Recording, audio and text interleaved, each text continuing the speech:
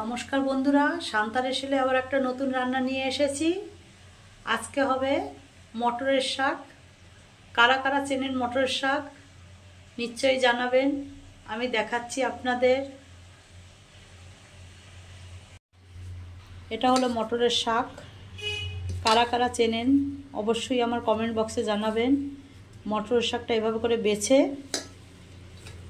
ধুয়ে পরিষ্কার করে রেখেছি। আর লাগবে এখানে কাঁচা লঙ্কা আর বেগুন আর নুন, হলুদ, কালো জিরা। এটা পরপর আমি দেখিয়ে দেবো। এবারে শাকটাকে আমি ভালো করে মিহি করে কুচিয়ে নেব। খুব সহজ কিন্তু খেতে। এটা শীতের সময় পাওয়া যায় এই শাকটা। শীতের সময় এই শাক, মটরের শাক পাওয়া যায়। অনেক ধরনেরই শাক পাওয়া যায়, ছোলা শাক সব সময় পাওয়া যায় না। এই শীতকালেই এই শাকটা পাওয়া যায়। এবারে আমি কুচিয়ে কেটে নিচ্ছি, কেটে দেখাবো। এবার আমি মটর শাকটা কেটে নিচ্ছি। কিভাবে করে সবাই কাটতে পারে, তবুও দেখিয়ে দিচ্ছি। এখন নতুন যারা তারা পারে না। যত মিহিভাবে কাটবেন। আমি দাঁড়িয়ে দাঁড়িয়ে কাটি, ওই জন্য দাঁড়িয়েই দেখাচ্ছি। একদম ঝিরি ঝিরি করে, এই রকম একদম ঝিরি, যত ঝিরি করা যাবে তত ভালো। পুরো শাকটা কেটে আপনাদের দেখাবো। একদম ঝিরি, একদম এরকম করে ঝিরি করে কাটতে হবে। পুরো শাকটা কেটে আপনাদের দেখাচ্ছি। তারপরে মটরের শাকটা একদম এইরকম কুচিয়ে কেটে নিয়েছি। এর থেকেও যদি ভালো কুচাতে পারেন কুচিয়ে নেবেন। আমি এভাবেই পেরেছি, যেভাবে পেরেছি সেভাবেই দেখালাম। এবার শাকটা রান্না করব, সঙ্গে থাকুন। কড়াতে সর্ষের তেল দিয়ে দিয়েছি শাকটা ভাজার জন্য। এবার আগে একটু কালো জিরা ফোড়ন দেব।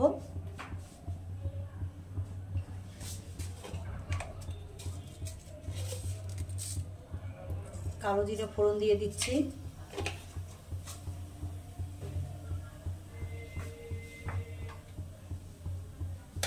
দিয়ে দিচ্ছি বেগুনটা। বেগুনটা ছোট ছোট করে কেটে নিয়েছি।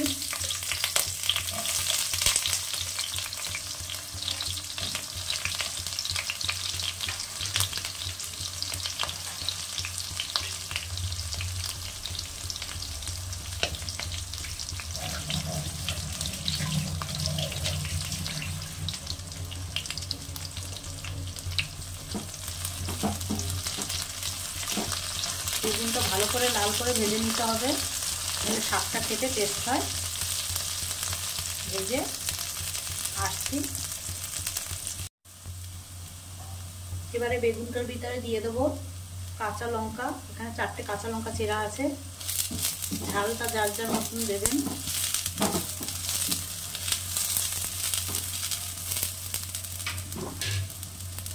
দিয়ে দেবো নুন পরিমাণ মতন। এই শাকটা করতে কোনো কিছুই লাগে না। মটরের শাক রান্না করতে খুব সহজ। দিয়ে দিচ্ছি হলুদ। একটু ভালো করে নেড়ে বেগুনটা আরেকটু ভাজা হবে। নুন হলুদ দিয়ে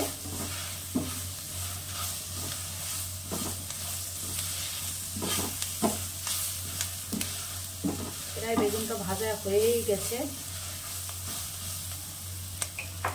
যাতে সবাই করে খেতে পারেন, সহজভাবে করছি আমি, দেখুন। এবারে মটরের শাকটা দিয়ে দেবো। কুচানো শাকটা ছিল বেগুনের ভিতরেই দিয়ে দেবো।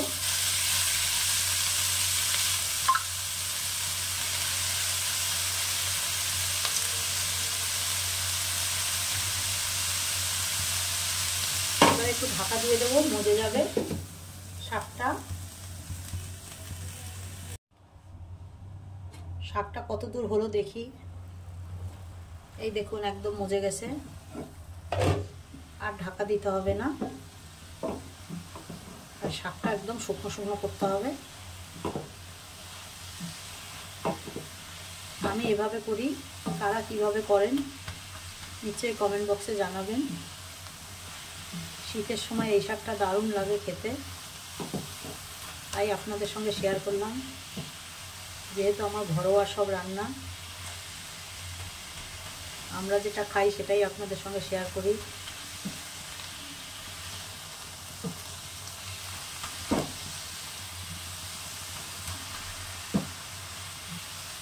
একদম শুকনো শুকনো হবে, আর ঢেকে দেবো না, তাহলে কালারটা একদম সেম থাকবে। ঢেকে দিলে কালারটা নষ্ট হয়ে যায়, সবুজ ভাবটা কেটে যায়।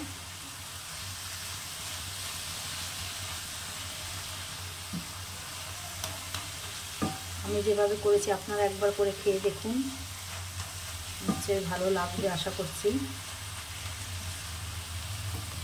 খুব সহজভাবেই করি আমি সব, যাতে সবাই করে খেতে পারে। মটর শাক আমাদের ঘরের সবার ফেভারিট শাক। এটা সারা বছর তো পাওয়া যায় না, এই শীতের সময়ই পাওয়া যায় এই শাকটা।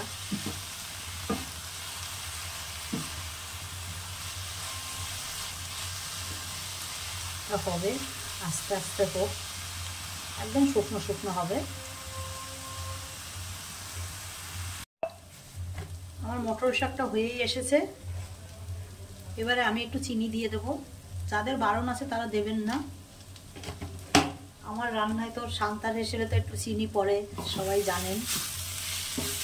তো শাকটাকে চিনি না দিলে ভালো লাগে না, শাকে একটু চিনি ভালো লাগে। আমার শাক একদম দেখুন কালারটা একই রেখেছি, ঢেকে রাখলে কালার ঠিক থাকে না। আমার মটরের শাক একদম রান্না রেডি। চিনিটা গলা পর্যন্ত অপেক্ষা করব। আপনারাও করে খান, সাদা ভাতের সঙ্গে খেতে এক কথায় অসাধারণ। জানাবেন আমার কমেন্ট বক্সে কারা কারা কীভাবে করে খান শাক রান্না করে, ভালো লাগবে জানালে। আর শাক একদম রেডি। এবারে নামিয়ে দেবো, নামিয়ে দেখাচ্ছি আপনাদের। শীতের মটরের শাক বেগুন দিয়ে রান্না রেডি। যদি ভালো লাগে আমার এই রেসিপিটা অবশ্যই জানাবেন।